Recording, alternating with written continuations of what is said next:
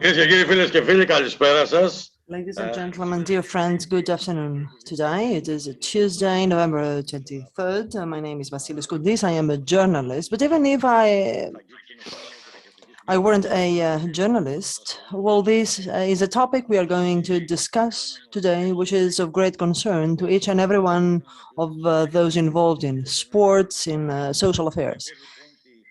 So I am delighted to moderate this afternoon's event organized by the Social Action and Innovation Center, which, by the way, is one of the most consolidated foundations, NGOs, established in 1977. In an event that starts from the International Day on the Rights, on Children's Rights, celebrated last Saturday. And so this afternoon's event is organized in the framework of an active project which focuses on the creation of safe sports venues for all children. Now, over the past years, we have witnessed an increasing number of incidents of children's intimidation, abuse, bullying. We would rather not know what bullying stands for, but unfortunately, this is not the case. So it is inevitable. Bullying is part of our life. And apart from that, as you all know, and this concerns the globalized societies, not only the Greek society, there's a soaring number of incidents across the globe. So today's event intends to provide an overview of the phenomenon and also put forward some suggestions, some proposals as to how to resolve the problem by focusing on the role of sports professionals, coaches, managers, sports clubs, parents, with a view to shaping a safe sports environment and a safe mindset, a culture respectful of diversity and shaping responsible and accountable citizens, especially when we have to do with children who need to embrace a fair play sportsmanship culture. Now, today's event addresses to a number of professional sectors, sports and recreational professionals, teachers, journalists, parents, the general public. So I have the honor and pleasure to present the members of the panel, which will shortly be given the floor to share some reflections with us. So first of all, the General Director of CMOV, of the Social Action and Innovation Center, Dr. Donia Torrens, who is responsible of the Live Without Bullying project, who will talk about cyberbullying, school bullying, and sports bullying. We also have with us Mr. Javier de Chayes, a sports manager and responsible for children protection at Fiba, at the World Basket Association. Mrs. Karine Nanquel, project specialist at Uefa Foundation for Children. Mrs. Antigoni Angelaki, responsible of the programs on child protection of Unicef in Greece. Mr. Yanakaki, General Director of the Yanakis Academy, Basket Academy. By the way, this is an iconic figure in Greece and abroad. Unfortunately, the Vice Minister for Sports, Mr. Avianakis, will not be able to join us because of previous commitment, but he has sent a video welcome. We also have with us Mr. Dionysopoulos from the Arc of the World, who, as we know very well, is very active, and Mr. Koulouris, responsible of active from CMOP, from the Social Action and Innovation Center. So this panel will also feature speeches from the members, the partners of the project as to how bullying has been addressed from various countries, as for example, Mr. Haralambous from Cardet, Cyprus, Mrs. Cardoso, project manager from CESIS, Portugal, and last but not least, Mr. Filippo Corbelli, project manager at CESIE in Italy, laying emphasis on sport-related and emancipation and reinforcement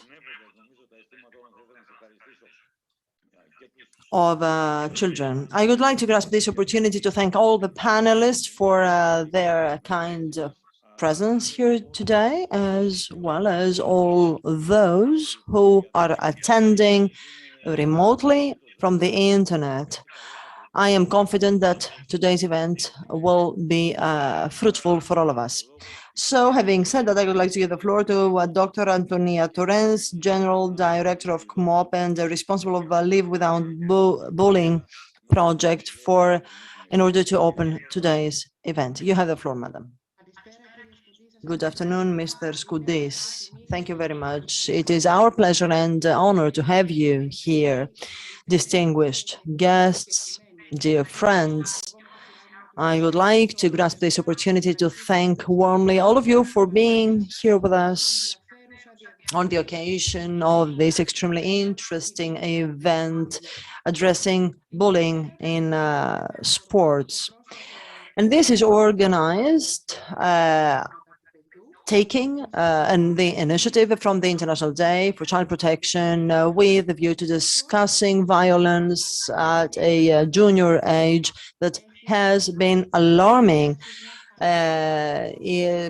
could say that it has reached cruel levels, especially when we have to do with the sport of children and adolescents, teenagers. Dear friend, the answer and the response to all this intimidation, bullying, and violence attempts have the same starting point.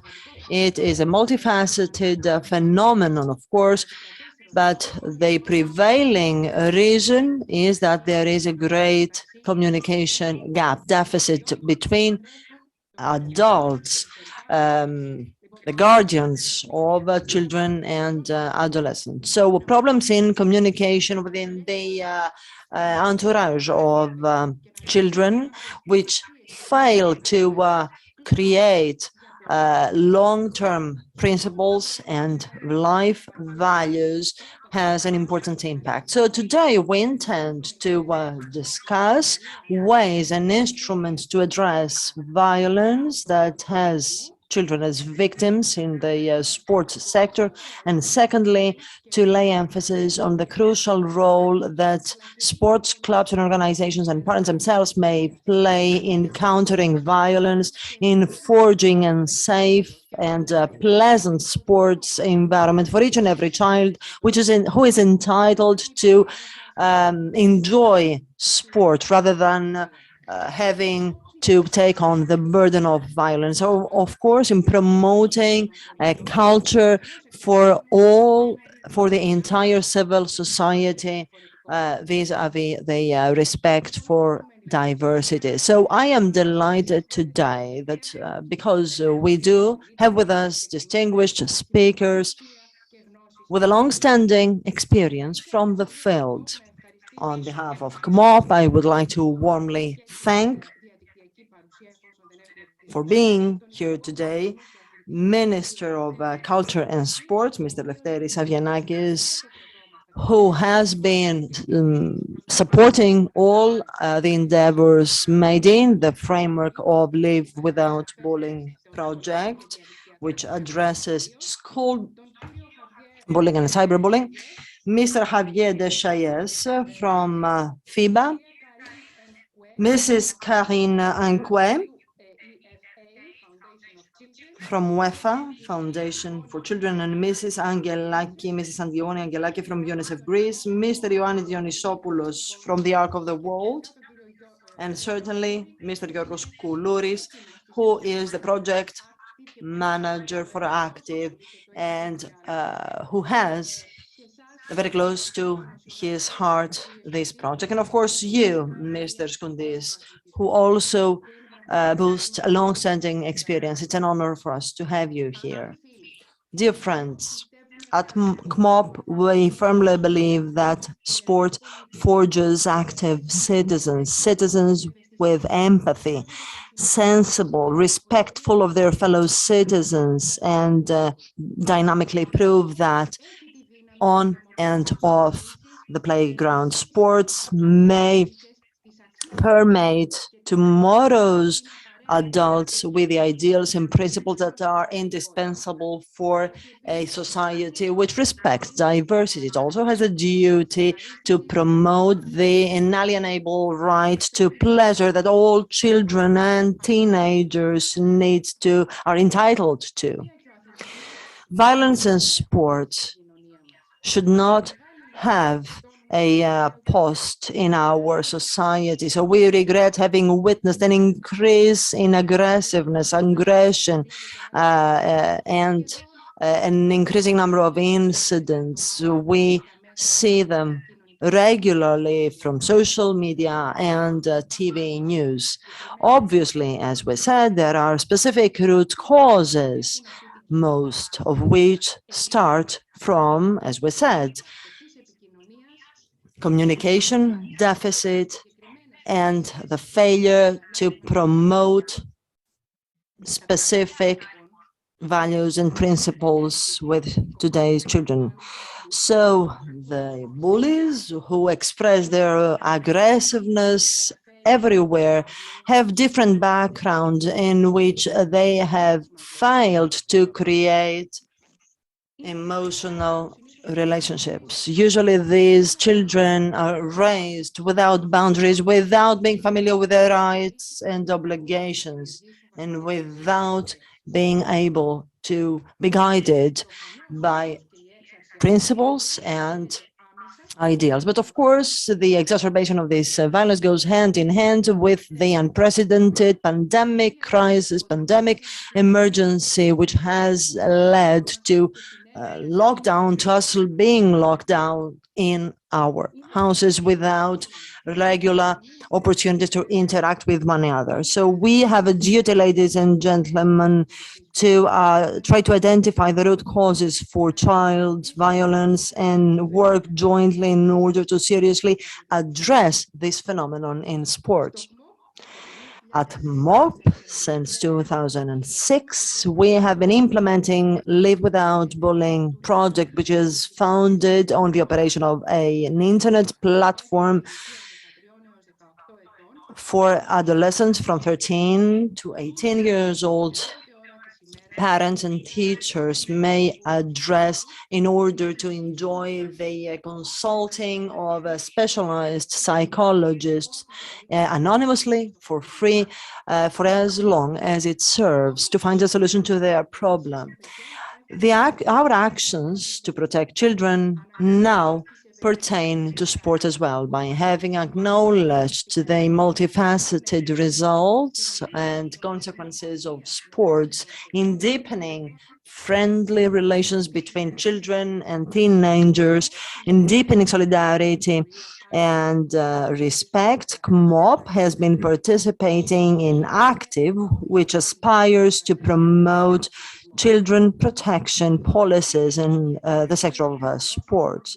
It is worth noting, with reference to this initiative, what renders it innovative. That is, the internet tool that has been created in order to help sports club to evaluate to what extent they put in place policies to protect their athletes, and secondly, the platform which has been designed for sport, for coaches and sport professionals who wish to reinforce their knowledge in addressing violence incidents in sports grounds, which have their victims, the children as their victims. In the framework of Live Without Bullying project, which has been embraced and supported by the Ministry of Education and the Ministry of Sports, thanks to the support of the minister himself, is about to create, rather to launch a training course for managers, coaches, and sports professionals of all playgrounds, all sports clubs and organizations. And this is a training on prevention, on preempting violence and bullying incidents, but also addressing, dealing with those incidents. And I'm not thinking only about incidents from peer to peer, from athlete to athlete, but also bullying perpetrated by coaches on athletes, because this sometimes is also the case.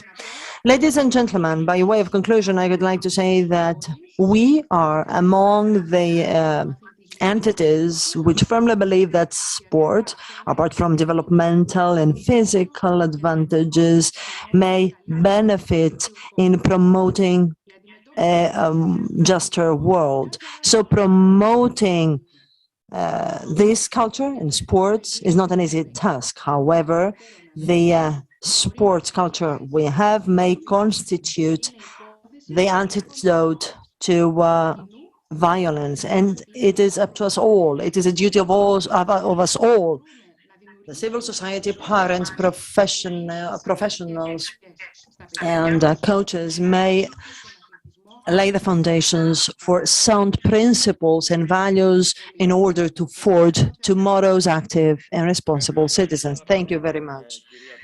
Thank you very much, Mrs. Torrens. I forgot to say earlier while I was introducing her that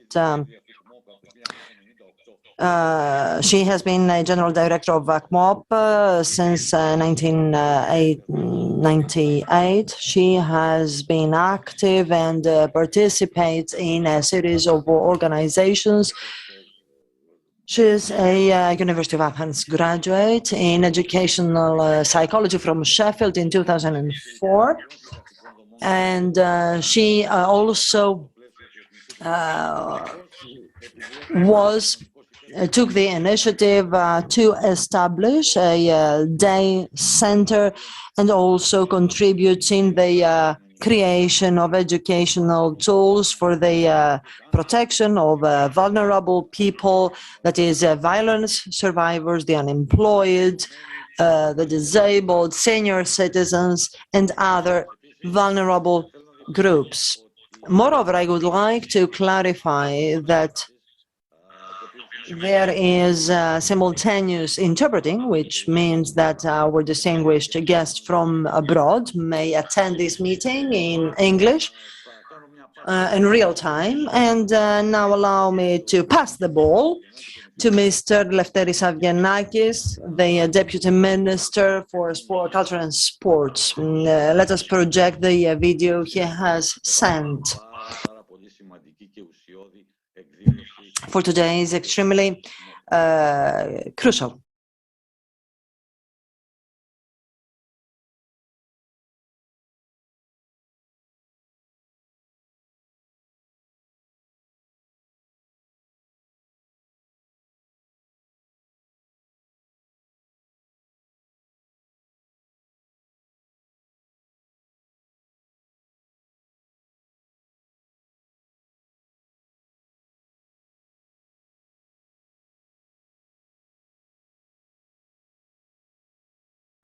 Is indeed a role playing because it raises awareness and of society through open and extrovert actions, as for example the active project, which besides pertains to today's event. We at the Ministry of Culture have identified the substantial footprint of the actions organized and implemented by CMOP, which is why we have entered into a Memorandum of Cooperation. The Memorandum of Cooperation intends to promote the joint action of awareness-raising campaigns in prevention and countering of violence and bullying at schools, xenophobia, hooliganism, and homophobia. with reference to violence in child sports. Now, unfortunately, we need to counter the root causes of this phenomenon by laying the emphasis on who has the power to forge consciences. Sometimes parents and coaches channel their pressure, their personal ambitions, and stiff competition to children. As a result, children are put under pressure, and instead of coming closer to sports, they are pushed away and withdrawn. Ladies and gentlemen, we cannot ignore an incident of violence against children. During the children's age, children may form their personalities, and sport can endow children with important values: self-confidence, self-respect, self-appraisal, cooperation, fair play. So we cannot afford to allowing incidents of violence against children which will accompany them throughout their lives. Sport needs to be inextricably linked to recreational moments, moments of personal achievement. So I am confident that your contributions will be crucial, and I am confident that you are in a position to create safer venues for our children by forming, educating, by training coaches, managers, and parents and teachers. We train today's adults to address bullying and violence. Through the 13 measures against abuse, we encourage the victims themselves to stand up, to make their voice heard in order to raise awareness.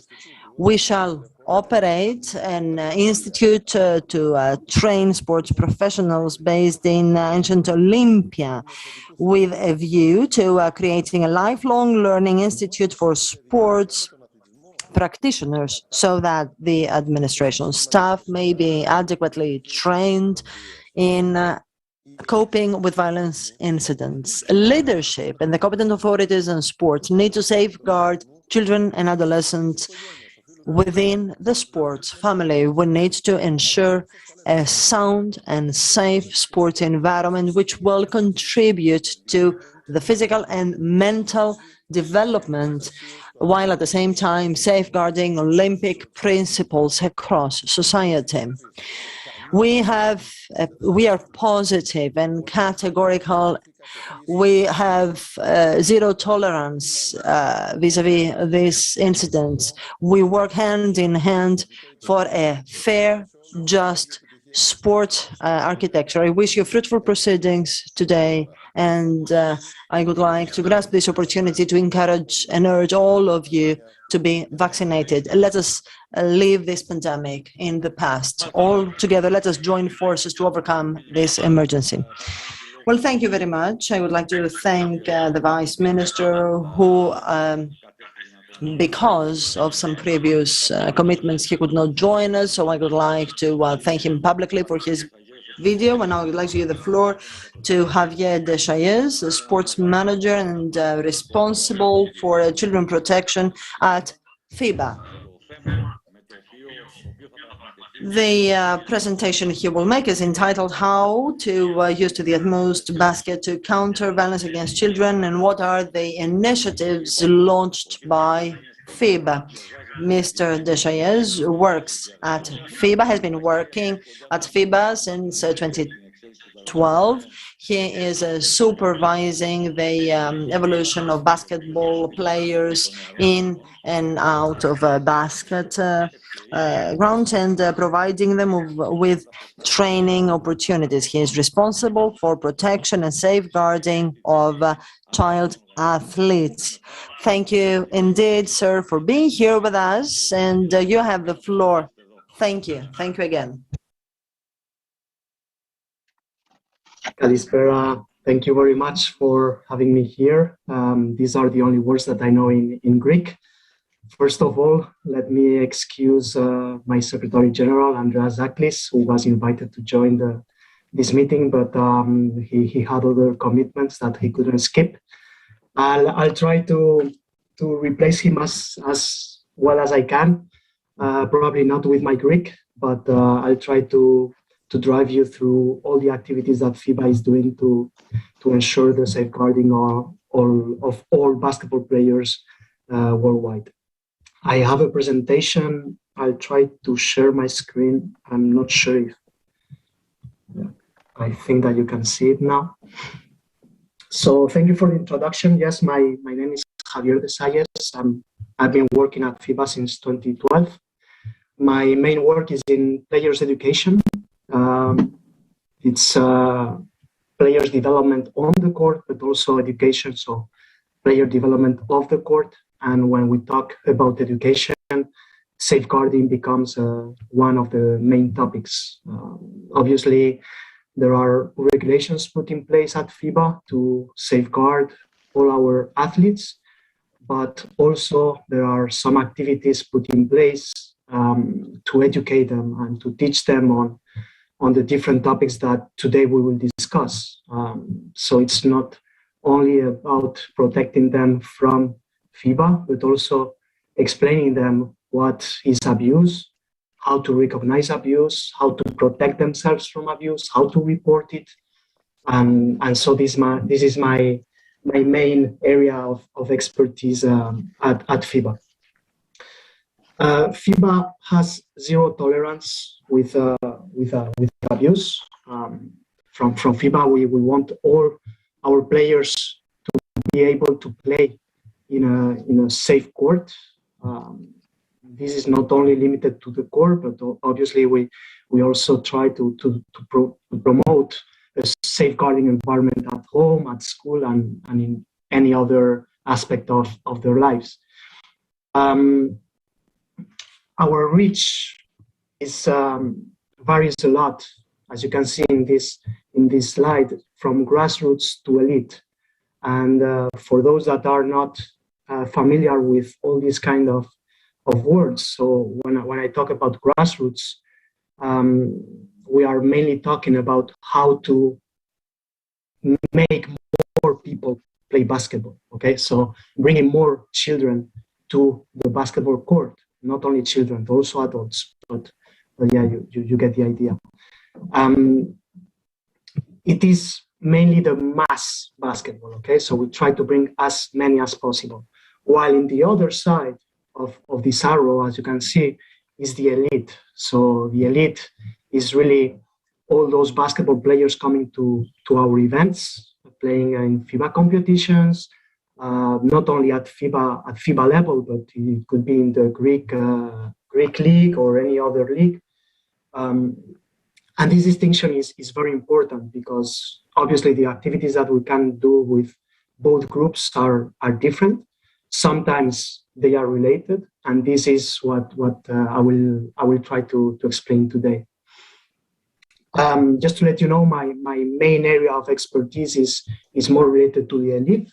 So I really try to improve those basketball players that are already, let's call them professional, but we don't like to talk about amateur and professional. Let's call them elite to make it clear. So my main area is really to help those elite players to continue evolving, to continue towards a higher level. And this is also with education. I'm not that much in the grassroots programs, but I made sure to talk with my colleagues to get their feedback on that side. So I will try to cover everything. So if now we start in the left side of the slide, you can see the grassroots programs. Mainly we do our grassroots program through the International Basketball Foundation. And here I know that this conference is funded by the European Union. So we are talking mostly about European countries, but we from FIBA, we are worldwide. So we try to reach every continent. And it's true that, yes, we can always talk about safeguarding as a world problem.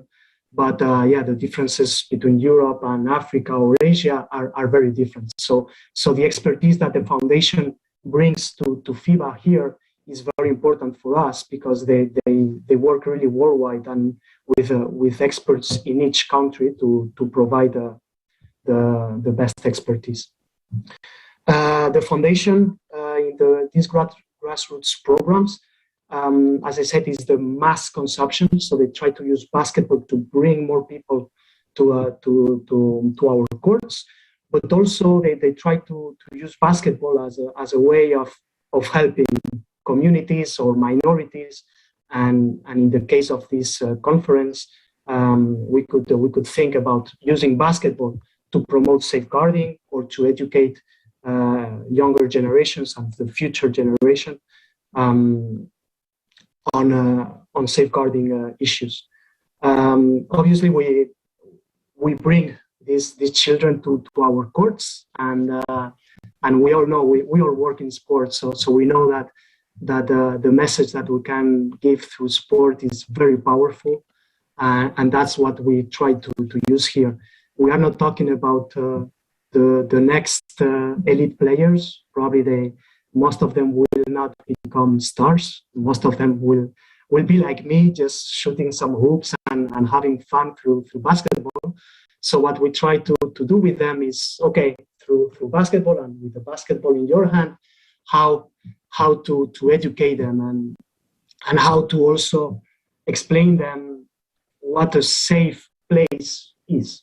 So when you come to our programs, to our camps, or any kind of activities that the foundation does in these countries, here you are in a safe environment, in a safe court, and this is how it should be in the rest of their lives. So we educate them on that. We tell them, look, these are the different cases of abuse. You already mentioned several ones: bullying, cyberbullying. There are many. I don't want to go into detail about this, but what we try to do is through not only us, because at the end of the day, the message that I give to a young player is probably more important if a proper ambassador or a person, a former basketball player, gives that same message. So to those events, we bring our ambassadors, which are usually former players, to educate them and to tell them what the typical all the forms of abuse are, how to recognize it, because sometimes the problem is that sometimes children don't even realize that they are being abused. So it's important to make sure that they know what abuse is and what the different forms are. Then obviously how to prevent it, how to report it, and for that this is more the legal aspect at FIBA. Obviously we have a reporting system for this kind of issues and a follow-up to make sure that this doesn't happen again and to protect children that suffer this kind of abuse. From the grassroots part, I could also mention other programs. We have another one in Europe, which is called Her World, Her Rules. I don't know if any of you is aware. Again, this program started, the main objective of this program was to bring girls to the court and to popularize basketball among girls. But at the end of the day, we can see that many federations are also using this program to educate their children, which is great and we highly support. So similar to what I just explained with the International Basketball Foundation, these national federations, through and with the help of FIBA, create some camps or some events where we bring young girls and we try to explain them all the topics that I discussed earlier. If we start moving from this arrow continuum that you see, and we start moving towards the right, towards the elite, there is something in between grassroots and elite where we can see coaches and also mentors. I know that we have many coaches here. I was even told that there are many basketball coaches, so I'm very happy to talk here and talk directly with them. We work very closely with the World Association of Basketball Coaches, and this association, what they have put in place, it's some guidelines to teach coaches.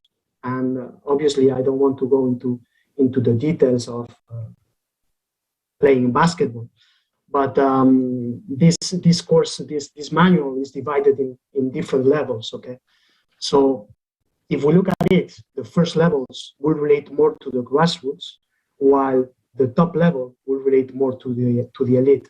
That's why I like to put it in between, because a coach can be grassroots coach and a coach can be elite coach. And in both cases, this coach will have a lot of responsibility because they will be in contact with our players. And these players are not only the present, but also the future. So it's very important that these coaches know the principles of what they can and what they cannot do, but also the principles of how to create activities that are safe for these players. On the other side, we also have the Fiba Players Mentorship Program, which is a program that we just launched. We launched a few months ago in 2021. We are very proud of this. We launched it with the Fiba Players Commission. It was an initiative coming from them. And as I explained very briefly earlier, it's not about me, Javier Desayes at Fiba, going to younger generations, talking to them and explaining and giving educational content.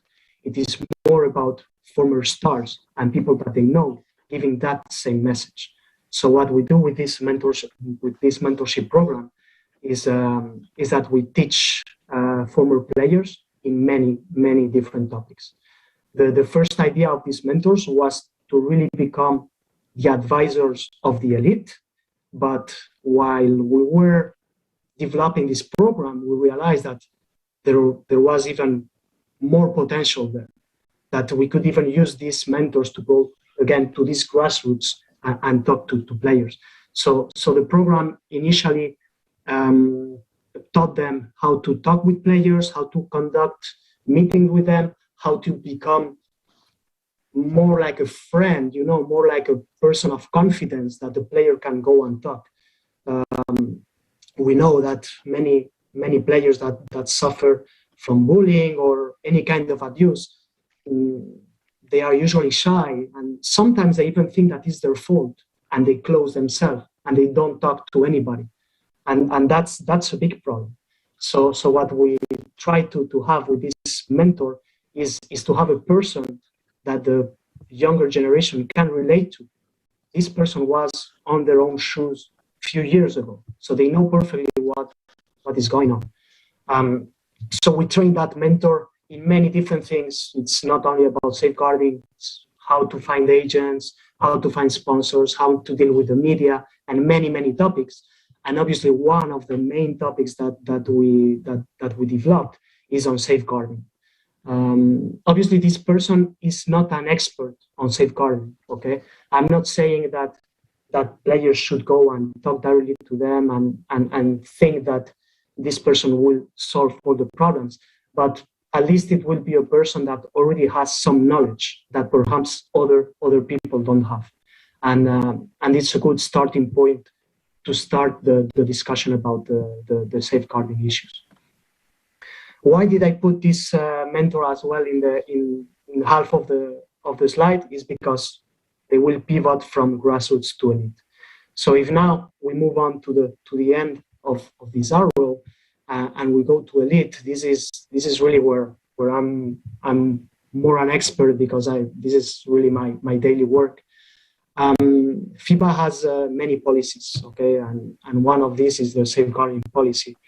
Obviously, there are some rules, some guidelines, some frameworks that we created, both for us to make sure that our events are secure for children, but also to help our national federations. We cannot forget that at the end of the day, FIBA is the governing body based in Switzerland, and that we cannot control everything that goes on in every single country of the world. We would love to, but obviously we have limited resources. And we also need to remember that FIBA is formed by 213 national federations. And these 213 basketball federations are part of us, and we are very proud of that. And one of our main pillars, of our main priorities for this cycle, this Olympic cycle, is to empower national federations. So these policies are there, obviously, to help them, but if they don't use them, we cannot force them to use them. However, what we really try to do is to help them and to go to them and say, look, these are tools that exist for you and that we would love to help you implementing. And this is, again, this is not FIBA forcing the national federations to implement. This is FIBA trying to help the different stakeholders these kind of tools. Again, here we are talking about the elite. So yes, it is making sure that the elite can grow and can develop their skills in a basketball court in their country, but also when they come to our events to make sure that they are safe. Okay, we have different tools here. First of all, we created the Fiba Players Hub. Few years ago. It was implemented, if I remember well, in 2015. This is an educational platform where we have educational content for all basketball players, not only elite, but obviously the main target is the elite. And one of the chapters, again, is safeguarding. We also promote it, as I discussed earlier, through the mentorship program. And finally, the third main pillar that we have for these elite players is at our basketball events. So at the FIBA youth events, under 19 World Cups, under 17 World Cups, or under 16 European Championship, or under 18 European Championship. During those events, we try to follow a little bit what we learn from others, because at the end of the day, it doesn't matter who creates the content or who creates the strategy. For example, I'm thinking about the IOC, but I see that there are other. There is Uefa also in this call. So I don't care if it's me who develops the content. I share it. I'm glad to share it with others, and this is same as Uefa and the IOC with us. So we try to follow the similar strategy, and during our events, for example, we'll have the Players Lounge, which is a place where only at the players' hotel, where only players are allowed. There is no coaches, there is no parents allowed, unless there is the coaches' day or the parents' day, which then yes, we allow them. But if not, it's only a place where the players can go and where we give a lot of information. Not only on education, as I said earlier, how to find agents, sponsors, or even anti-doping education, but also safeguarding. And this is something that we implemented a few years ago.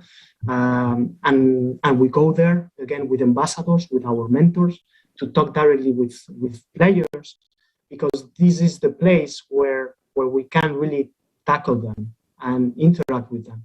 It is very hard for a professional player to go to the Fiba Players Hub and learn through our website on safeguarding.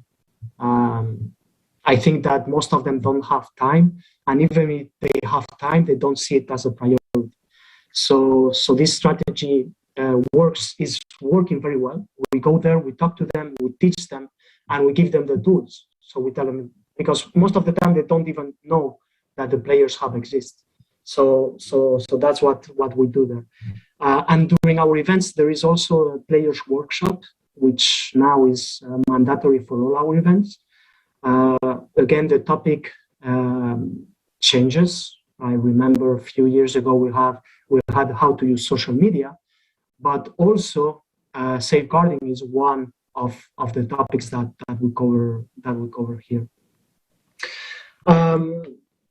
The elite, as you can see, that I didn't put the pictures on the bottom to make it nicer. It was just to show you that we are not working alone. of these three categories. In the elite, we are currently partnering with Terre des Hommes, which is an NGO based in Switzerland, and that is helping us not only in all what I just explained, but also in developing a new framework for 2022. So we are currently working with them to update all our toolkits, all our policies, which may be outdated, since we all know that this is a hot topic nowadays. It has been there forever, but it's true that in the past 3 to 5 years, it's becoming more and more important. So we are revising all our documents, all our strategies, and we will be launching this with Terre des Hommes in the following year. I didn't want to bother you with a lot of slides, lots of text. I only had 15 minutes. Obviously, there are many other things that we can dig even deeper, and I will be very happy to answer to any question you may have now or later on. I don't know, whenever you need. Thank you. Ωραία, ευχαριστούμε πάρα πολύ τον κύριο Ντεσάγες για την παρουσίασή του. Thank you indeed, Mr. Desayas, for your overview, for your presentation, and for the fruitful insight. And the next speaker will also make a similar presentation. So the floor goes to Mrs. Karine Anque, Project Specialist at Uefa Foundation for Children. She is in charge of the actions of the foundation with a 10-year experience in children's emancipation, etc. And she was the first to implement a project from Uefa in Jordan camp for children in order to build their resilience. So thank you indeed, Madam, for being here. You have the floor. Thank you very much. Good afternoon, everybody. So I will also have a presentation to share. So let me just find it.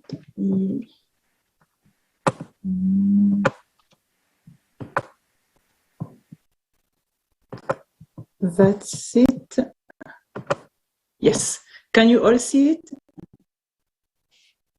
Yeah. Okay. Perfect. Thank you. So once again, I'm very happy to be here. I will be representing the Uefa Foundation for Children. So as it is foreseen in the name of the foundation, we're working for children. So our only target are children. So we use our sport actually to promote children's life and rights. And we use it through football mainly. So let's say 80% of our projects are using football, but we also have around 20% using other sports. So we're not restricted only to football. So the empowerment of children is really in the DNA of the foundation. It's the reason why my colleague and I are waking up every morning. It's really to work on that empowerment of children through sport. And how we do it? We're doing it through 6 main pillars. So we're working a lot on access to sport. So it's really access to sport for all children without any discrimination, neither race, religion, nationality, ethnicity, gender, etc. It's really having a sport for everyone. And this is all in the world. We're not only focusing in Europe, even if UEFA is in Europe, but we're also working outside Europe. So we're having 50% of our budget going in Europe and the 50% other going outside Europe. We're working also in the personal development of the children, working on the integration of refugees' children, and also the social cohesion with their peers in the host communities. We're also working on promoting healthy lifestyles and the inclusion of children with disabilities into sports. And we have another pillar, which is material support. So we're providing equipment to all the projects we have around the world, but also to other projects that we could not support financially, but we could also support by material. So it's equipment to let's say, organize the activity, the sport activities, but it's also construction such as pitches, such as gyms, any kind of actually safe place for the children to play the sport. And the last one is mostly targeting, let's say, the older ones, so the youth or young adults. It's working on the professional integration through sports. So far, the foundation is still very young, so 6 years now. We have been working in more than 100 countries around the world, around 300 projects, and targeting more than 1 million children around the world. So I will go a little bit more specifics to give you what we're doing concretely on the ground. So I have highlighted some few examples of projects that we're having. So the first one is in Italy with one of our partners, which is Play for Change. Let's say that most of the time we're working with NGOs on the ground, or also football clubs or other sports clubs or foundations as well. So here, Play for Change is really offering actually sport activities to children in different cities in Italy, cities and also, let's say, areas where the background of the city is very difficult, mostly children from disadvantaged family as well. So offering them some free sport activities and having a focus on the inclusion of children with disabilities. So they really have the children with disabilities entering the usual program. So they do not do like a specific activities for the children with disabilities and specific activities for the other children. The idea is really to have them play together, have the activities together, and also make them better understand as well as children what, for example, the other could face and how to react, what to do. So make both groups of children understand better each other and have activities together and have the children with disabilities feeling really part of the project. Another example is in Spain and Portugal, where we're working with an NGO called Ayuda en Acción, really working on the promotion of healthy lifestyles. So here they worked in schools, so really targeting the children through the schools in both countries. So making them really understand why we're talking about healthy lifestyles, what does it really mean, what they have to do, what they have to eat, how they can integrate this in their daily life, and how they can also, better understand. The better they understand, the more they also, put it in their daily lives and integrate it and do it, and also talk with the parents and their brother and sister and integrate a more healthy lifestyle. So it's really having the children, in the center of the project. Another example that I wanted to highlight is in Greece. Here we're working with a football club, Ailikos FC, which is really working on the social cohesion. So it's the integration of refugee children through schools. So we're really working in schools, the schools that are welcoming the refugee children, also in reception center. And the idea is not only to work on the integration of the children, but also on the social cohesion and making the host community, the host children better understand their peers, and both of the group better understand each other and have a better cohesion. And also we wanted to focus on the host community, which has been, the resources has been kind of very strengthened by the arrival of refugees. So it's also initiative in the schools where, for example, we're also rehabilitating the playground, etc., to have also the host communities being a little bit having a support. And another topic that is very important for us also when we're talking about empowering children, for us we also have the empowering of girls, which is very important. So this is from the very beginning. So the foundation has a call for project every year and also having an award. So it's kind of two way of receiving funding from the Uefa Foundation for Children. So from the very beginning in the selection of project, we also have like a minimal quota of girls that each project has to have if they want to be qualified to receive funding. So we really want to have the activities be inclusive also for the girls. And when we have our partners, we also promote the access to sport for the girls, help them also to better integrate the girls and to understand what they could do differently to make the sport also access for the girls. And it's not that, as I was saying from the beginning, it's not that we really like fix only onto football. So, for example, when we're looking to integrate also girls, we're talking with the children themselves because we want to have the children on the center of every decision taking also. So on the parent community, seeing what they prefer, and it ended up sometime with implementing Zumba classes or things. So it's not only football. We also kind of seeing what will be the most appropriate and what is the best for the children.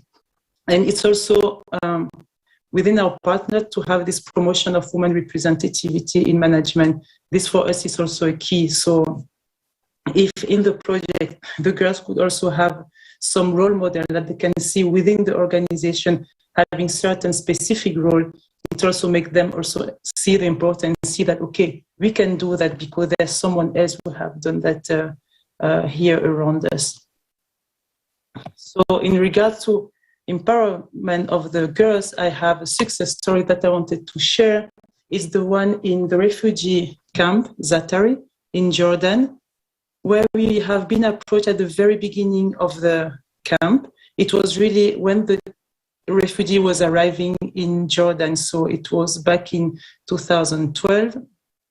We were approached in order to implement some activities for the children. So the aim was really to work on the resilience of the children, but also on everything related to post-trauma, and also just to give some, space, opportunities for the children to stay children despite all they have been through. So I was actually personally there. I was based in Jordan for 5 years. And when we kind of were thinking of designing the project, we discussed there with the authorities, and we were thinking, okay, we will do a project for boys and for girls. For us, it was like have all of them in the program. And we've been told that, no, you only have to focus on the boys because for the girls, they cannot play sports. So it's not something that you can do it here. But for us, it was very important to also have something for the girls because they have also been through all the different process, and the boys, they also have been, traumatized and everything. So we really wanted to do also something for the girls. So we want to discuss with the families, the community, parents, and also we included the mosque. And we just wanted to see what we could do differently and if there were really no interest. And at the end, it wasn't that there were no interest. It was really like taking into account actually the cultural environment. And based on all the recommendations that we had, we really designed the project for the girls. So it was, as I'm sure everyone knows, like those safe places where the girls could play together, only with girls. We also have to train female coaches, which was not also like the easiest thing because all the coaches we had were male coaches. So we had really to actually teach and train the female coaches. We did it directly with the refugees women themselves to give them some tools and how to also actually implement some sport activities for the children. And during that long process, at the very beginning, we had only 3 girls interested, or 3 families interested by the project. And at the end, we ended up now with more than around 3,000 girls playing in the program. And also, as I was saying, they also bring what they were also most liking. So we not only have football, there's also basketball, there's also volleyball, there's also just play and also dancing. So, and actually also judo. So they really we came up with football, and after we ended up with like many other activities, also based on the interest of the children themselves. So this is what I wanted to highlight as well as something very important for us is also the girls, but also children in general have really the children in the middle, like we doing something for the children, so we want to have their voice. So the voice of the children is something that is very important for us and how we really work when we design also our project. I will just show you a small movie about this project. I hope it will work as there are many people there. Let's try.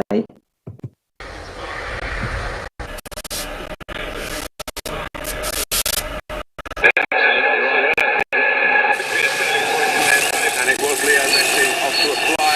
Half done. 3-1 on aggregate. Hola a todos los fans del fútbol de Satari. Soy Leo Messi. Espero que disfruten juntos del partido. Así que prepárense con sus amigos y familiares y disfruten del juego.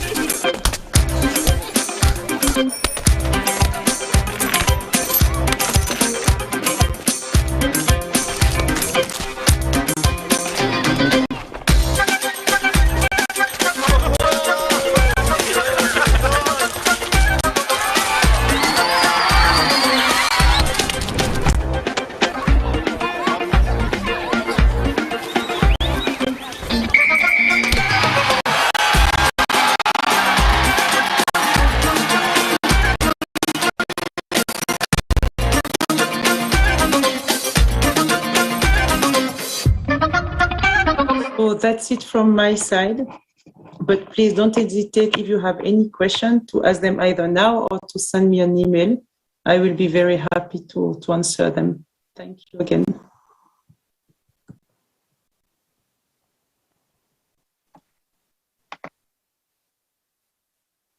Ωραία, ευχαριστούμε πάρα πολύ την κυρία Νκουέ για την παρουσίασή της, για τα πολύ ενδιαφέροντα πραγματικά εμπεριστατωμένη παρουσίαση, όπως και του κυρίου Ντεσάγες προηγουμένως, πολύ ενδιαφέροντα στοιχεία για το πώς εξαπλώνεται όλο αυτό το κίνημα. Θα μου επιτρέψετε να το χαρακτηρίσω ως τέτοιο. Κανονικά δεν θα έπρεπε να υπάρχει ένα τέτοιο κίνημα. Τα πράγματα θα έπρεπε να λειτουργούν πολύ πιο ομαλά και να μην έχουμε τέτοια φαινόμενα και περιστατικά και κρούσματα κακοποίησης παιδιών, εκφοβισμού, bullying και ούτω καθεξής. Θα δώσω τώρα το λόγο στην κυρία Αντιγόνη Αγγελάκη, που είναι υπεύθυνη προγραμμάτων της παιδικής προστασίας του γραφείου της Unicef στην Ελλάδα, η οποία θα αναφερθεί στο ρόλο του αθλητισμού στην ανάπτυξη των παιδιών και στις δράσεις της Unicef. Η κυρία Αγγελάκη είναι υπεύθυνη προγραμμάτων παιδικής προστασίας στο γραφείο της Unicef στην Ελλάδα, το οποίο ιδρύθηκε επίσημα τον Νοέμβριο του 2020.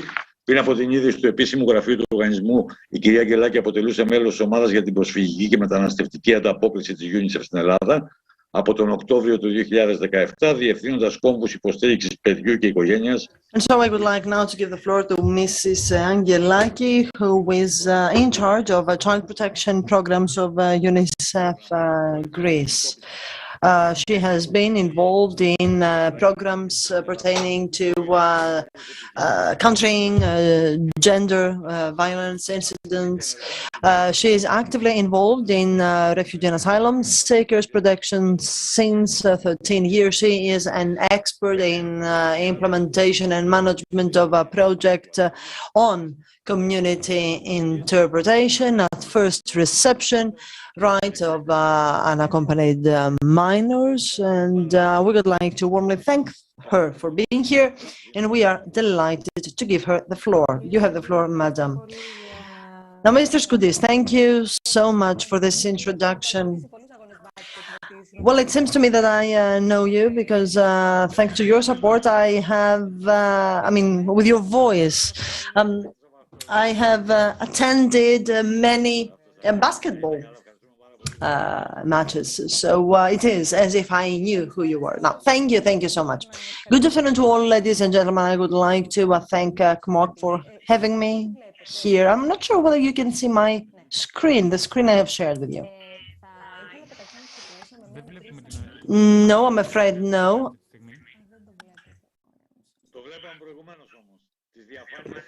But we saw your presentation earlier. Now, yes, now we can see your presentation. Thank you. You can go on. So I would like to start with a brief introduction as to the presence of UNICEF here in Greece. Allow me to say that. Apologize, says the speaker.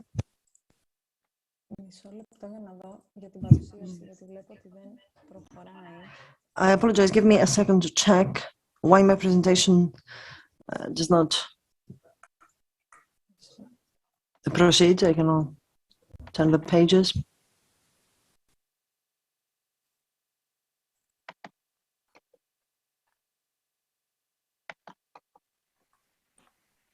Ναι. Δεν ξέρω τώρα πώς να προχωρήσω την παρουσίαση.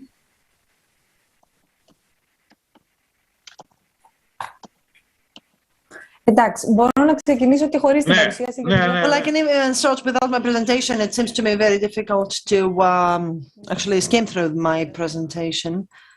Να χρησιμοποιήσω την παρουσίαση όπως το βλέπω. I will try again.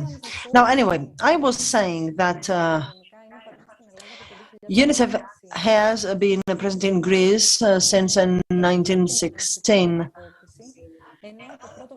While the first headquarters of UNICEF was established, was founded in 2020. In the next month, we will roll up our program on the next 5-year period, and it will also be based on countering violence against children and gender violence, which is why actually I am here to share with you some examples from the experience of UNICEF, especially in Greece, as to the role that sport may play in the development of children, by focusing and laying the emphasis, as pointed out by the previous speaker, on social integration, but also talking about acknowledging, that is, the risks that pertain to child protection and safeguarding, as Mr. Deshaios pointed out. UNICEF supports several programs across the globe, that is, interventions that use sports as a means to upgrade skills, to provide psychosocial support to children for the enhancement of their academic results, or to safeguard vulnerable groups of children. One of our partners in Mexico and an NGO from Chile, who I have attended closely, has implemented a program of social, recreational and sport activities. So, in a pitch, by using a ball, but also other materials, combines football teaching practices with with building social capacities, as for example, the capacity of building to concentrate. Apart from the yellow or red card, there's also the green card in order to reward good behaviors. As in all sectors, collective data analysis is a fundamental part of our job, and also guides us in implementing our programs. Since 2020, when we adopted the first sport for development activities, we have acknowledged the multiple benefits that may stem from sport, as for example, a better healthcare, reduction of depression and stress. We can understand that, especially post-lockdown period and in the post-restrictive measures period, sports may be beneficial. An increase in self-confidence, a reduction of likelihood for a child to become a drug addict or a smoker, while at the same time, the participation and involvement in sport seems to go hand in hand with better academic achievement. In 2019, we published a Betting into the Game program, through which we saw the importance of sport in upgrading the quality of life of children, the role that coaches and managers may play in having good results for children. And we have also seen the importance of having in place children safeguarding policies. That survey also has pointed out that children may participate in sports and they benefit in terms of getting support. Now, when it comes to Greece, we have been trying to support migrant, refugee, and asylum seeker families. And of course, we have launched multiple activities, including sports activities. We have implemented sports activities for children, which is fundamental for the coherence and cohesion. Our objective is to create normalized conditions in children living in humanitarian emergency circumstances and conditions. Sports gives the opportunity to children to express themselves and to express the pressure they experience or they have experienced because of the traumas they have lived in the framework of a shelter. And this is fundamental for the children because of the chaos these children live. A shelter, a structure, a specific infrastructure gives a sense of safety to children. So our shelter, our infrastructure is a fundamental part of our program. In our centers, we organize weekly activities, and we also organize joint activities with the host communities.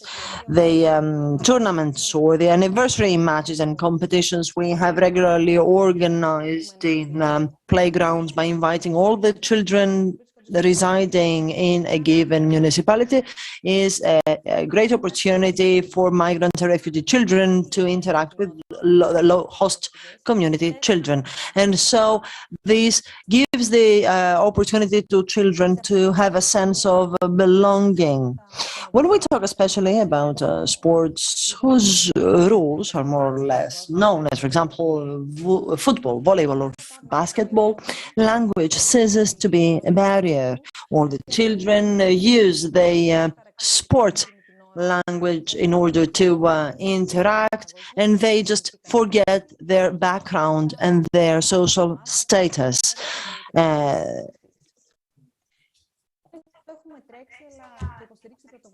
We have repeatedly upheld initiatives in the Antetokounmpo Bros academies. We have also cooperated with the Uefa Guide Foundation.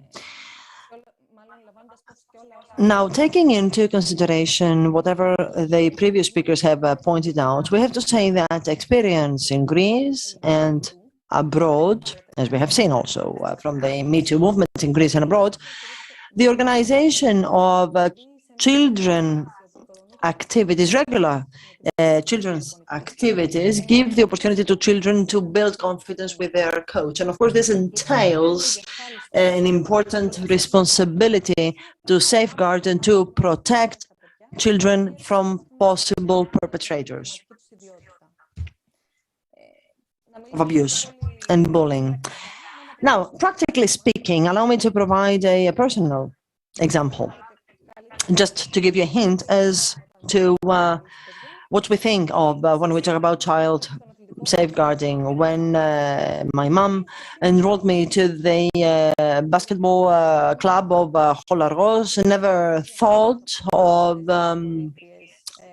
asking what the regulation about child protection and child safeguarding was, whether there was a code of ethics binding for the administrative and other personnel of the sports club, whether the administrative and other personnel was subject to training, whether an adult was entitled to be alone with a child behind a closed door, what a coach or manager can and cannot do on pitch and off pitch, how the reporting procedure may work in case of a child abuse, and whether there is an investigation practice.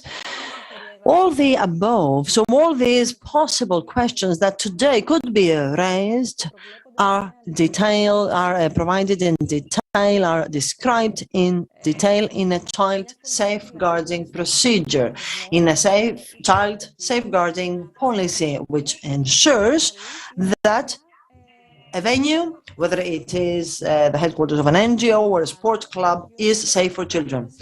We as UNICEF expect all our partner organizations to have a child safeguarding policy in place, and in case they fail to do so, we support our partners in providing them with the necessary documentation. We have also adapted to our Agora platform in conjunction with the UN High Commissioner for Refugees and the International Migration Organization, a training course on prevention of sexual abuse, which is of course open and available to all.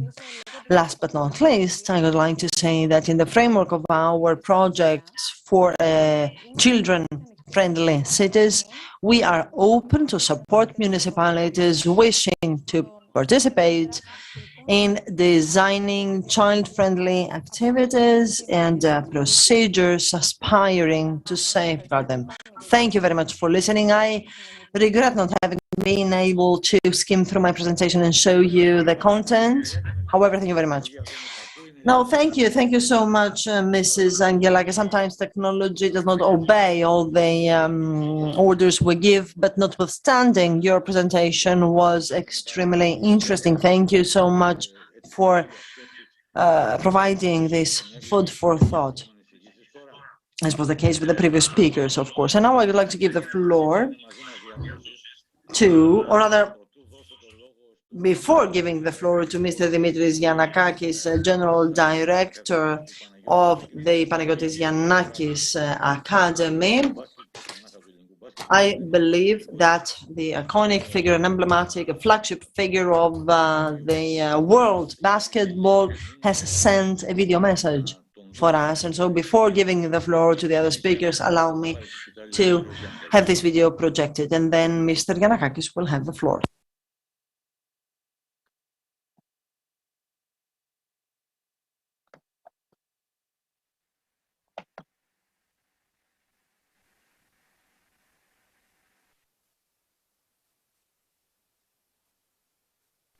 Υπάρχει ένα τεχνικό πρόβλημα με το βίντεο του κύριου Γιαννάκη. Ωραία. Επιφυλασσόμαστε για το... There seems to be a technical problem with Mr. Giannakis' video, and so we will watch it later. Now, I would like now to give the floor to dear friend Yannis Giannakakis. As I said, General Director of Giannakis' Academy.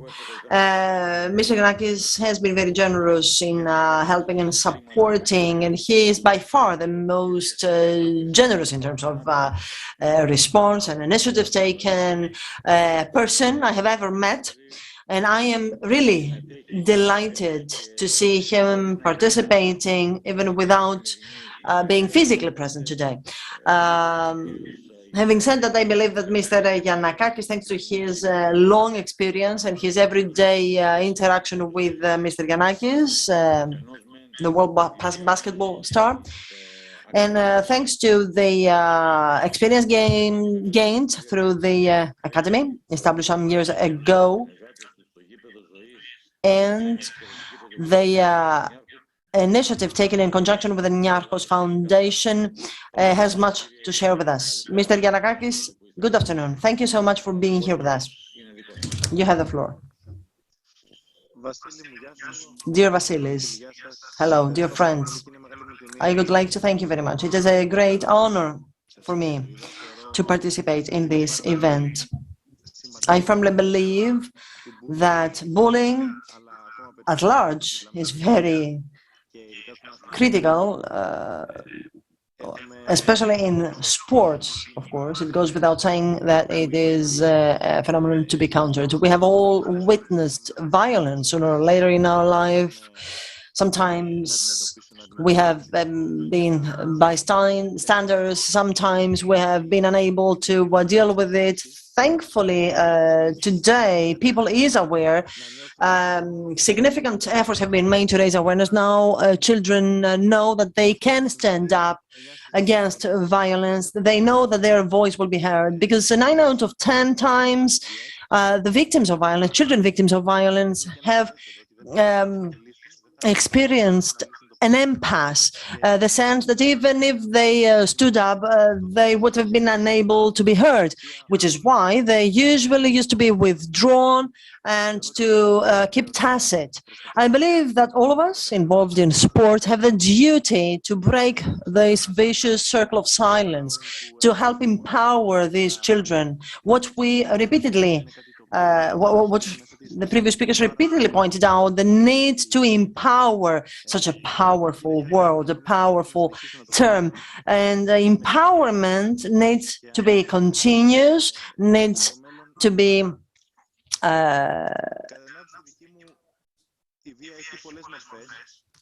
fomented in the future.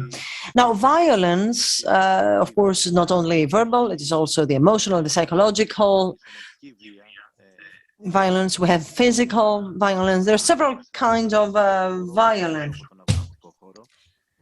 On pitch or off pitch, we have several examples of violence in sports. And this is not a novelty, of course. This is not unprecedented. What can be changed, though, is the way in which we cope with violence in sports. We at Yanakis Academy have dealt in countering violence as follows. Yanakis Academy was born out of the love of Yanakis for children and his willingness to give all children the feeling that being practicing sports does not necessarily entail becoming a professional athlete. So practicing sport is something personal, is a personal cause. Professional sport is another story, and there's a clear distinction between one and the other. To us, it's not only about technical ability, how to pass the ball, how to move in the court, etc. But there is other things to manage, to learn, which also have a great deal to do with how you think, with emotional intelligence, with the decisions you need to take under pressure, and also the extent to which you are self-confident enough to know what you have to do. So empowerment is by far the most important word. And from the very beginning, when we started working on founding the Yanakis Academy, we wanted to promote a psychosocial program. For these programs, which we developed together with Mr. Petrouñas, who joined our team in 2014, a psychologist. We are trying rather, to free children from the desperate feeling of being unable to do something. Each and every child can be useful, can do something. This is a whole. Even in individual sports, not only in team sports, there is a whole you need to belong to, and in the framework of which you need to place a role. And thanks through that role, you are called upon to judge, to take decisions, and to develop a series of skills, including self-confidence, which is very important when we talk about violence. So as far as we are concerned, children need to feel that no one is entitled to make them feel they are not free to move, to play, to exercise, to express themselves, while at the same time, and this entails a commitment by coaches and managers or trainers.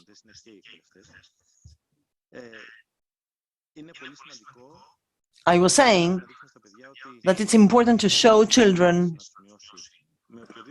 that those who attempt to underestimate them, to abuse them, either verbally or physically. This cannot be acceptable. This is unacceptable. And the perpetrators need to know that their freedom stops at the very same boundaries the freedom of another person starts.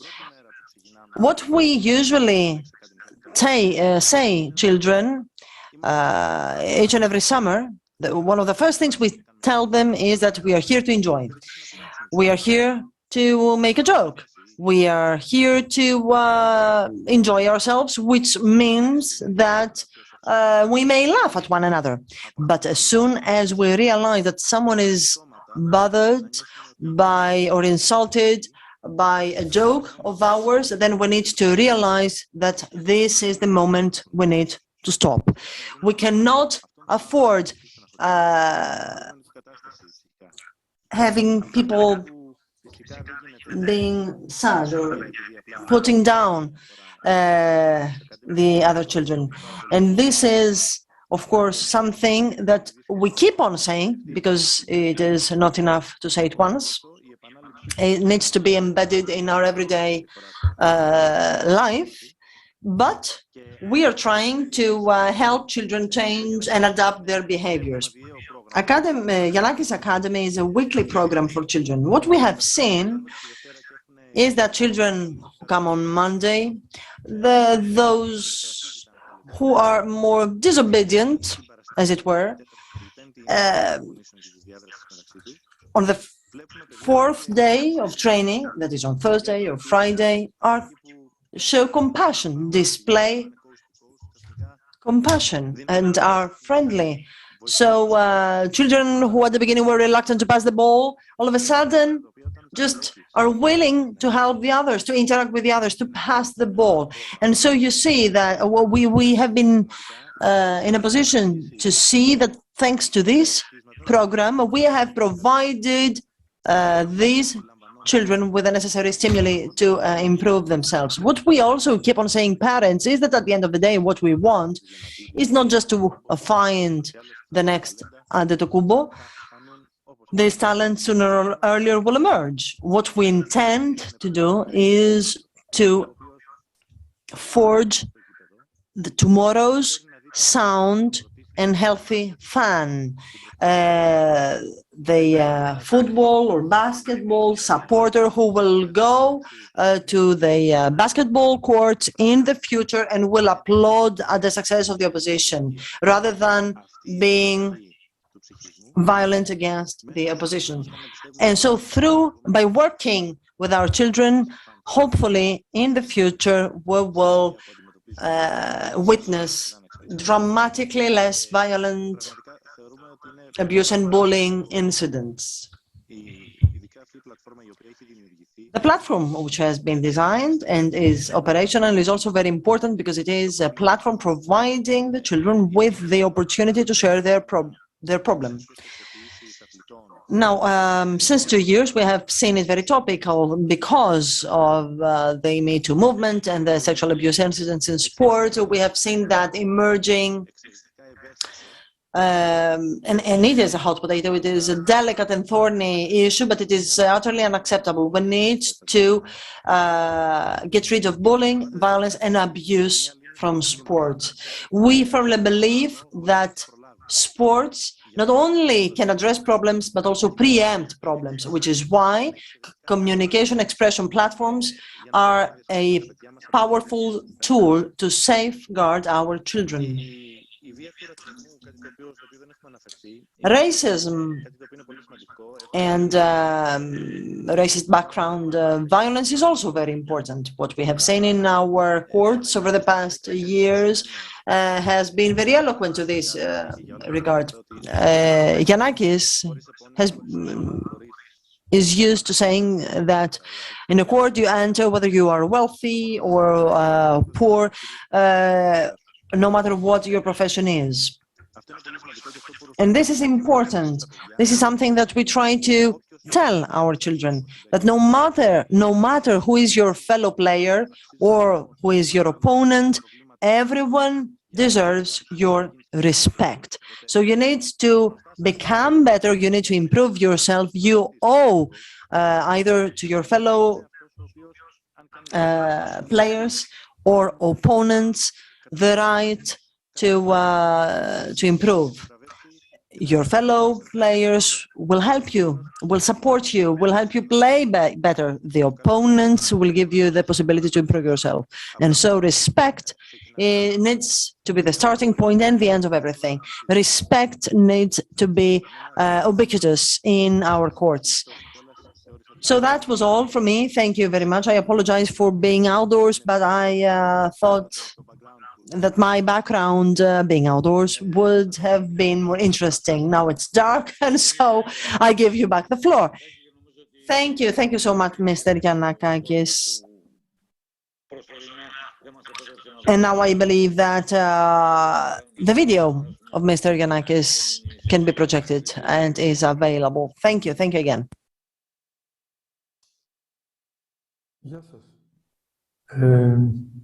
Good afternoon. I am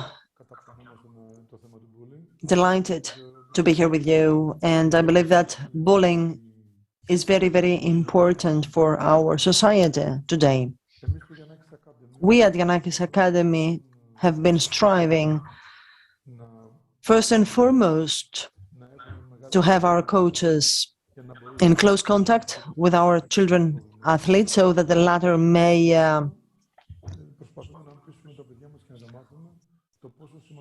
share with them their secrets, and we also try to teach respect. It is very important to show respect to both your fellow players and opponents, because they are the first people to help you develop your skills and personality. Which is why, in my view, it is very important to convince our children that good behavior is not only being kind, but it is a lifestyle.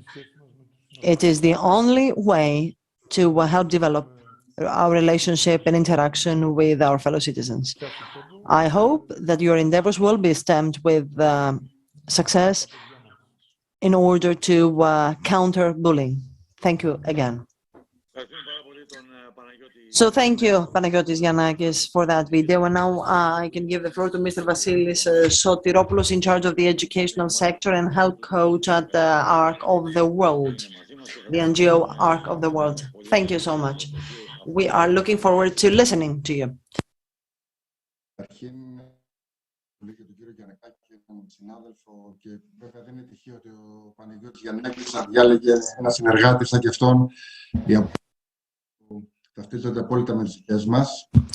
Thank you so much. It was so great having Mr. Giannakis here with us. Now, our NGO started in 1998, and it is inextricably linked to sports. Father Antonios, the priest who founded our NGO, used to be a basketball player in an amateur player, of course, in quite difficult neighborhood. So when he was a child, he used to play basketball in a disadvantaged area with children who used to be drug addicts and had other social problems. From the beginning, he was approached by certain people. Now, unfortunately, the speaker does have an unstable internet connection, so sound does not reach the interpreter's booth normally.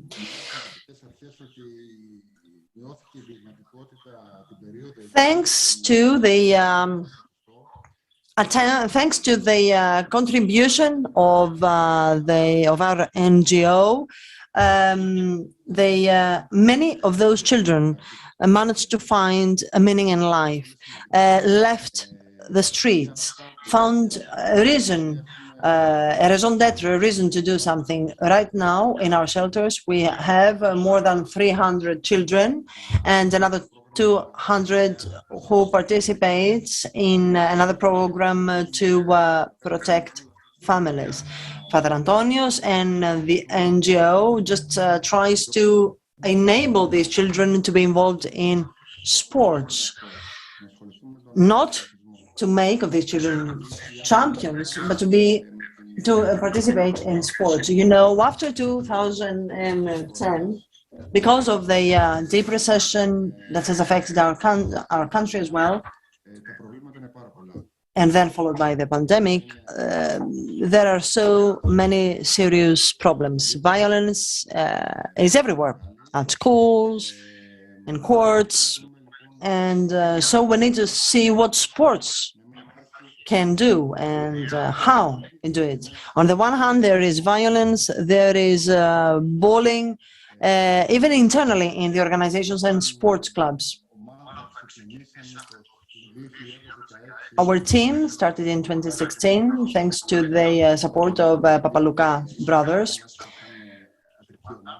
as a male team, but we are mainly interested in academies, in the children, disadvantaged children especially, who come to our academies, enroll to our academies to exercise, to play sport, initially just to let go, just to forget their problems, and then to be taught team spirit, fair play. And these are children that usually have a different language and a different color of skin. What unites them is the sports language. There is therefore a high degree of diversity between these children.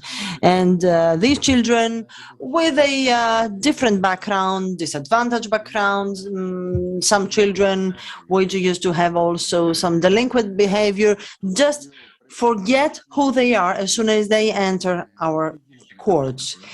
And so we need to focus on possible protocols with coaches to see what is the behavior of coaches, whether there are reports against the coaches in the past, how we can approach the families.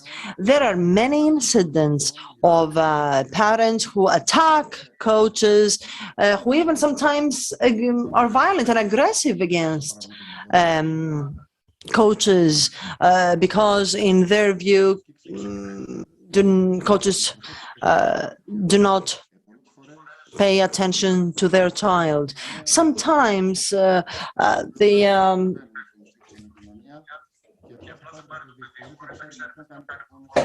parent would disregard, would completely and utterly ignore whether there is bullying against their children. And so they need to be closer.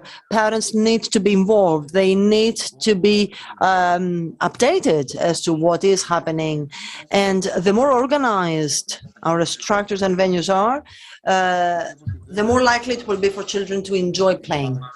I believe that this is the only way to preempt further rise in bullying and violence. I'm an optimist. I believe that the message conveyed by Panagiotis Giannakis is very eloquent, and I was delighted to listen to him because we need those people in sports. We need to attract more stakeholders, quality and experienced people to stand by our side. Now, I am here at the Piraeus Shelter, where 30 children live, and 17 children are prepared to start playing and exercise. And so if you hear some background noise, it is because they are getting prepared to live, to go on dancing, playing, etc. It is very important for these children to have an activity, to be involved in sport. No need for these children to opt for a specific sport if they cannot. And this is something that gradually they can get familiar with and select. And certainly it is not up to us to decide what sport they're going to practice. And at the same time, apart from sport, we also provide them the opportunity to learn foreign languages, to have some other trainings and workshops.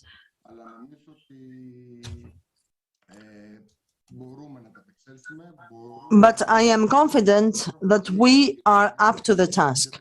If we manage to get the parents and the state on board, certainly we will succeed. Thank you again for having me here. Thank you for the invitation, and I really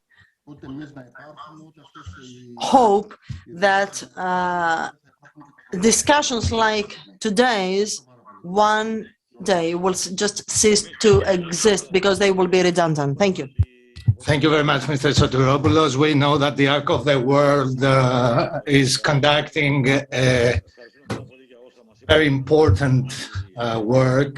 Thank you very much for these very interesting things. Now we move on to Mr. Koulouis, who is in charge of active action. He is in charge of European project and media management in COMOP, with a very long experience in management, project management and actions, fighting against unsportsmanlike behavior, bullying, rhetoric, violence, the fake news on the net, on the internet. And he has also he has action as a journalist in important publications or in platforms, European School, Protagon, European School of Economics. He has participated in international conferences as a speaker against populism and in politics and in economics. And now I give him the floor. I give him the assistance, just to use a term, a basketball term, for him to share with us these very interesting things he has.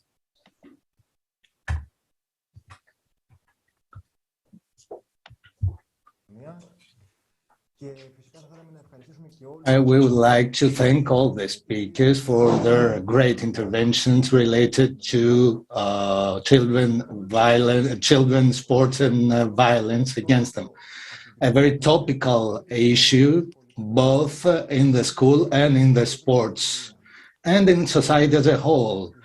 And as it is reflected in the international bibliography, 1 out of 10 children has suffered abuses. So the today discussion lies in the context of the day, the celebration of the day in favor of the children. Moreover, and we want to present the active action, which is an initiative conducted at the same time in Cyprus, in Italy, by CESIE, in Portugal by CESIS, and in Scotland by Children First. It is an initiative that wants to add its grain of sand and empower the trainers, the coaches, the professionals in sports, and in every interested, in every stakeholder, in order to prevent and fight against the violence in sports.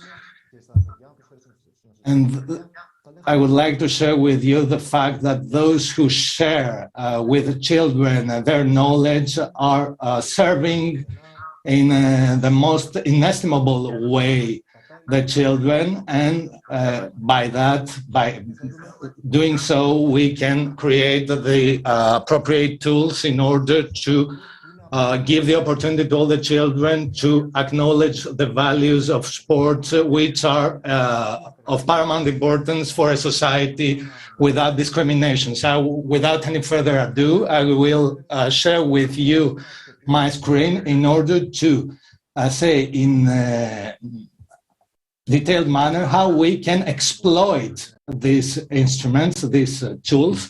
Just inform me whether you can see my screen. As I said before, it is an international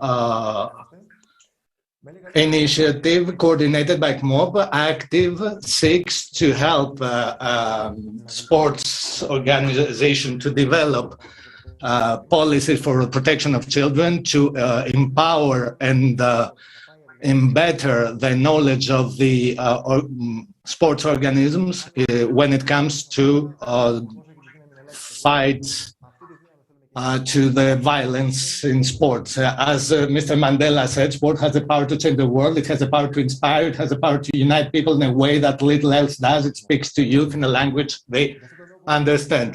That's why we are working with some clubs, with staff, with parents, with coaches, with children, and of course with all the national, regional and local stakeholders in all the countries that I've mentioned before. One of the main actions was the on-field study.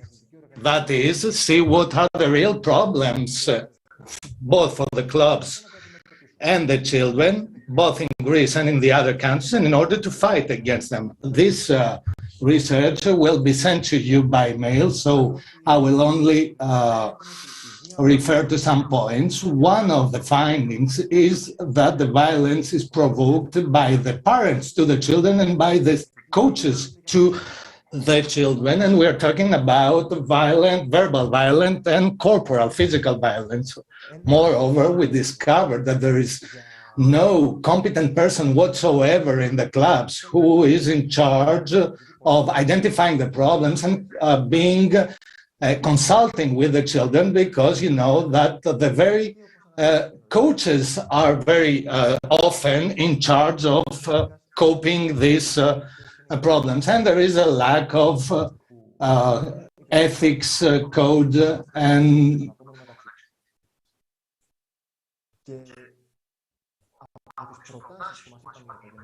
from the proposals we received from the professionals in sports, we distinguished the need for renowned athletes to send the message across. There is a desperate need for actions, information actions for parents and other personnel in the sports industry. And that's why we are led to the first tool, which has been set up in the framework of the ACTIVE project. All the services are given for free to the public, and through this internet evaluation instrument, the persons in charge can see to what extent a club has adequate policies for fighting against violence. Are there any seminars or training sessions organized for their staff? These are some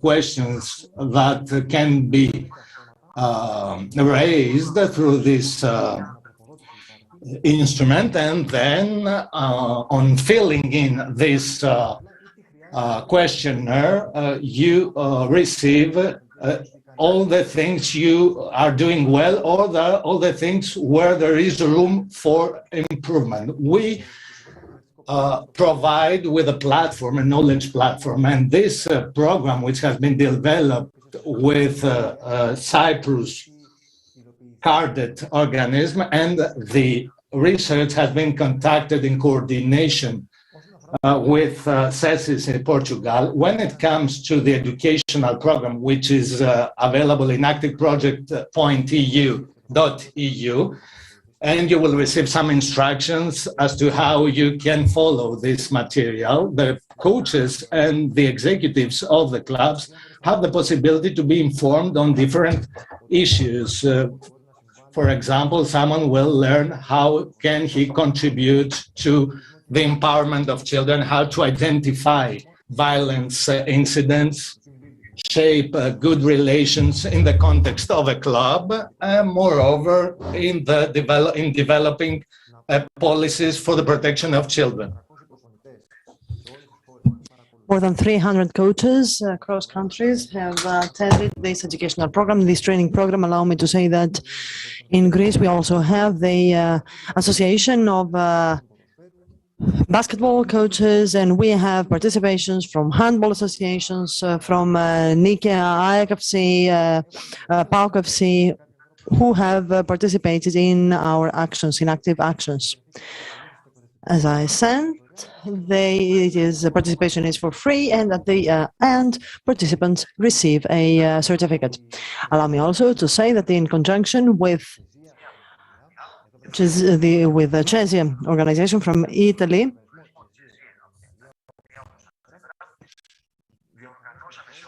we have organized across the countries workshops with stakeholders, and we have recorded existing needs, point of reflections, and also try to identify common ground. So for those of you who are interested, do not hesitate to contact us in order to see how you can use to the utmost the tools we have developed. I don't mean to tell you any further additional information on activities of CMOP, as for example, countering bullying, but also the progress of social responsibility in sports. You may enter our website and Facebook page. Thank you so much. Thank you very much, Mr. Skoudis. Thank you, Mr. Koulouris. Thank you so much. And now I would like to give the floor to Mr. Savas Haralambous, project manager from Cardet, Cyprus. In the past, he was in charge of social affairs and project manager from that center. And Mr. Haralambous, Mr. Corbelli, and Mrs. Cardoso are kindly asked to provide a remark, an observation on the actions implemented in their countries in order to know what happens in other countries. Thank you very much. Mr. Haralambous, you have the floor.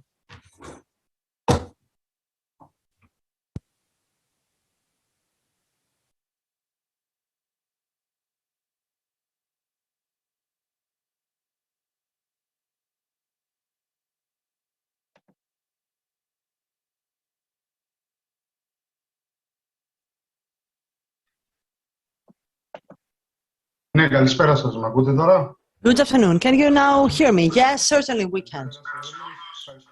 Good afternoon to all, ladies and gentlemen. I would like to thank you for the opportunity you are giving me to present our contribution in the framework of active project. I would like first and foremost to congratulate CMOP for having organized today's event, as well as all the panelists and speakers.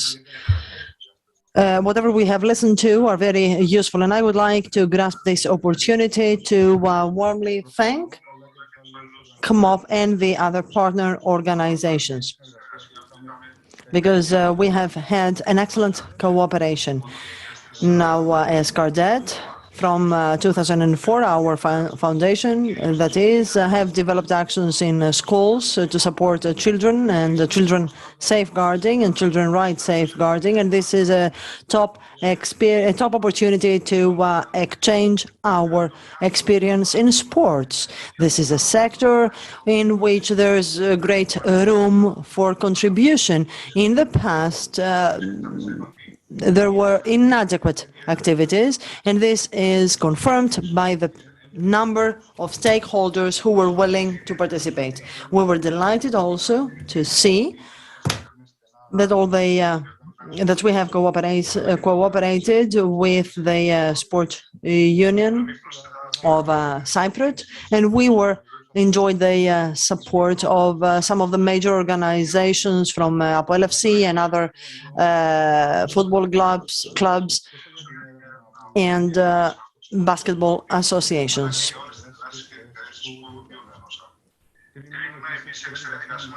We find very important the fact that the trainings that were provided in Cyprus saw the participation of responsible people from football clubs, basketball associations, and other sports. In the framework of the aforementioned activities, we had a way to see the interest of the stakeholders to take action so that sport may be safe for all children, which is very reassuring and encouraging, for it shows the will to take steps forward and to undertake similar actions in the future. We have also identified the need to take action in order to streamline procedures of academies and sports clubs in order to record and report incidents and also uphold training. This was pointed out by Mrs. Angelaki and Mr. Sotiropoulos.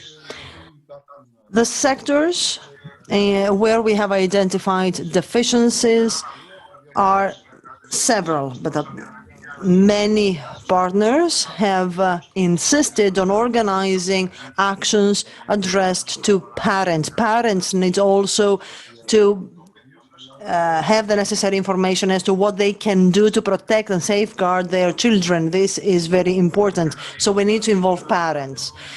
By way of conclusion, I would like to say that CARDET has already tried to capitalize on the actions and the contacts created through Active, and so we are cooperating now with the Voice, the network Voice, that deals with children's sexual abuse, and of course we intend to support further actions to strengthen children safeguarding. So Active to us is a starting point for a more active contribution in the future, and certainly we will continue to build on what has been achieved through the Active project in the future. Thank you very much. Congratulations again to the organizing committee.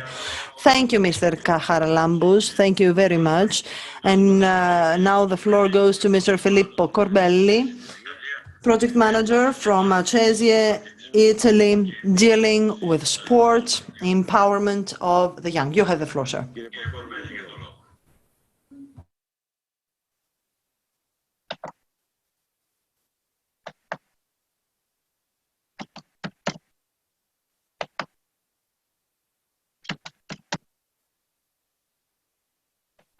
Okay, thank you very much for having me. Good evening, everyone. I'm Filippo Corbelli, and I'm project manager at Cesie, Italy. I'm going to briefly present you the work we have done in Italy, and I will try to give you an overview on the results we achieved.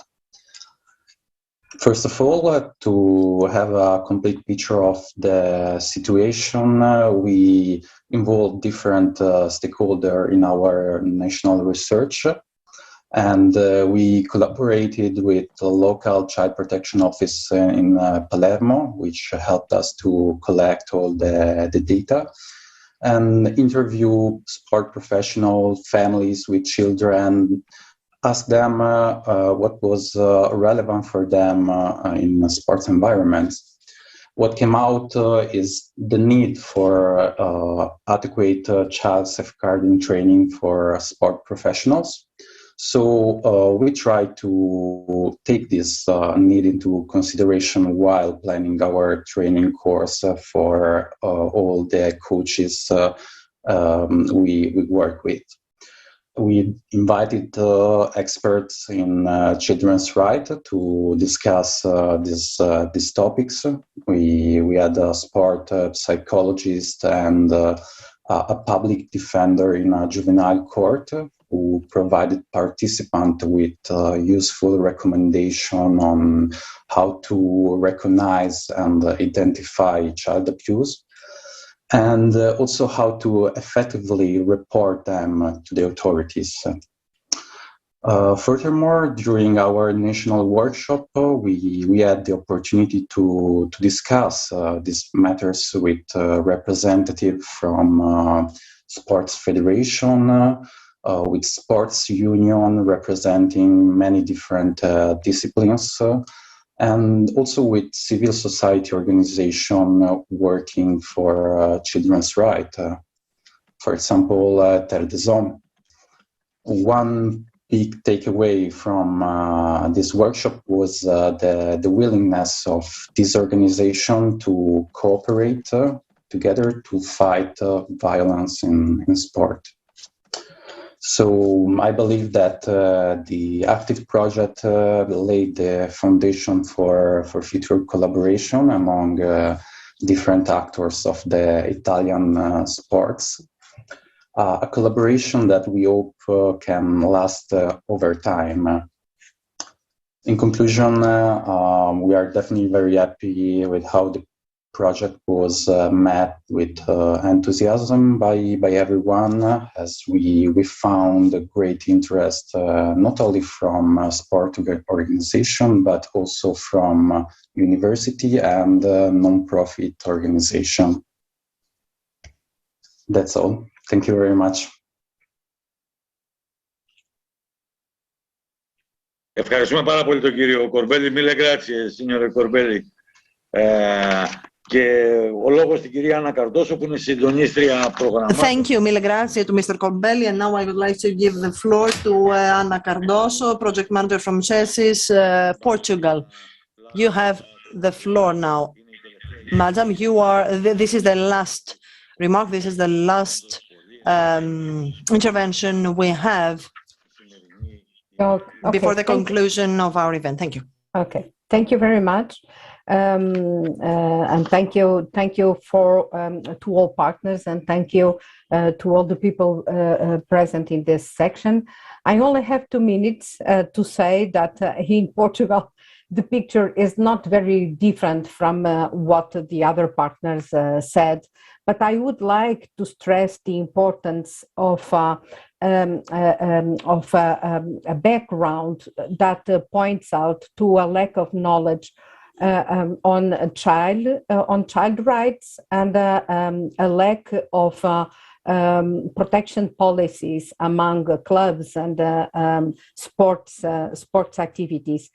In Portugal, we have conducted the project as it was foreseen. Several workshops were carried out involving trainers and several sports professional, and also project manager. Also children were also involved.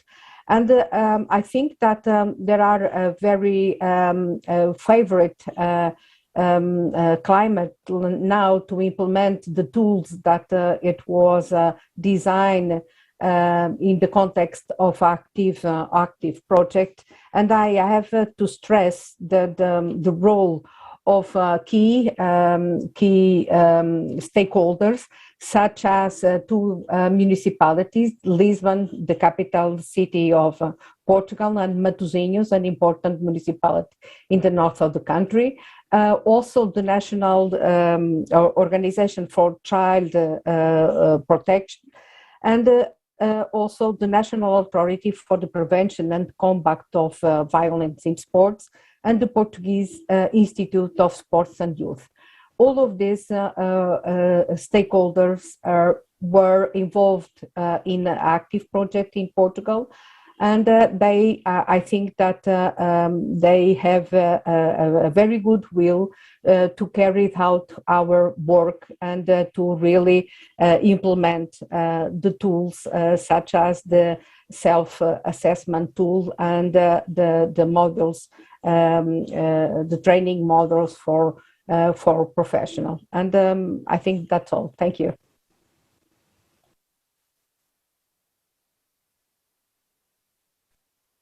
Ευχαριστούμε πάρα πολύ την κυρία Καρδόσο.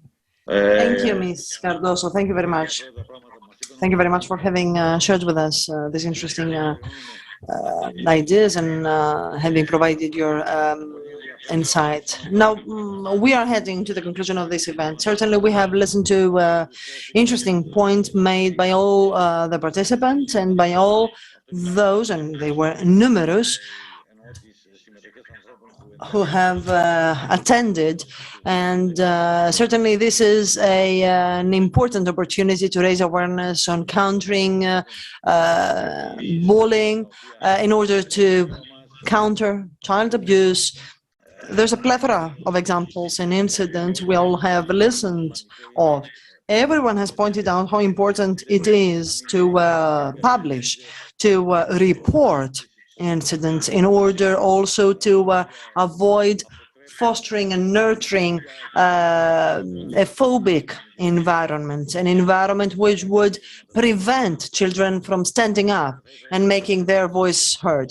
As far as I'm concerned, I would like to thank CMOP for having honored me with assigning giving me the opportunity to moderate. I would like to thank all panelists and to all those who were here with us today, sacrificing, although I don't believe that that was a real sacrifice. It was rather rewarding to have dedicated this hour and a half in this fruitful discussion. I would like, if you allow me, to express my willingness to be by your side, to support you in any kind of initiative you may undertake in the future. Thank you very much. See you again in the future.